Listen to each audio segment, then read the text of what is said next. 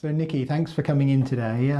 You come in to share your story, and I heard from the biography that you have an adrenal tumour, which is an unusual cancer in a way, because it's one of the ones we don't hear about very often, but it's valuable for you to come in and share this experience with everyone. So thanks for that.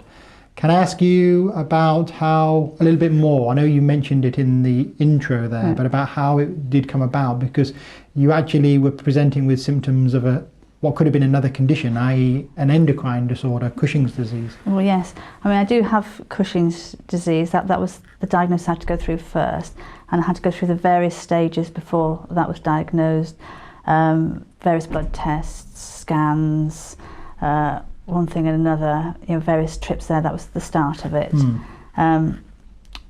As I work for the NHS and what have you, I'd sort of done quite a bit of research anyway. Yes. And before they even diagnosed, he said to me, "What do you think it is?" I said, "It's Cushing's." And obviously then I knew what could be the worst outcome or the best outcome. What was your job then, by the way? My job, I'm assistant practice manager at a GP surgery. So you also could ask advice, I guess, from your colleagues? I didn't actually. Yeah. I tend not to. I find I keep, all they had to do was look at me. I mean, obviously they obviously had they knew. They could see a change in you, maybe. Yeah. But they just saw you as well. So they were very, persuasive in me going to the doctor. Yeah. In the first instance. Who was it that actually picked it up when you were mentioning then that you thought it was Cushing's? Who was it that was agreeing in a sense? Would you believe it was our health visitor, who's also a nurse? It was her. She's in fact, she does now do acupuncture, and I have seen her for acupuncture as well. She's helped me through quite a bit of just for sleeping and one thing and another with acupuncture too. What were the main symptoms you were suffering at that time? I couldn't sleep.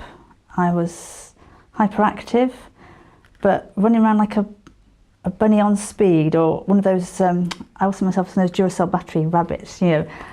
Running a lot but not gaining a lot. I used to start things but not finish things. Yes. and I just knew that this wasn't right. This wasn't me. Did it alter your thinking at all? It didn't in a way. I just was very irrational. It wasn't right. I just jump from one thing to another and then forget what I'd done in the first instance, and it was having an impact on all areas of my life, really. Yes. So it was hyperactive in a way, but not productive with it. No, so it was not actually really paying off being that, hyperactive. It was actually a detriment to you. Well, yes.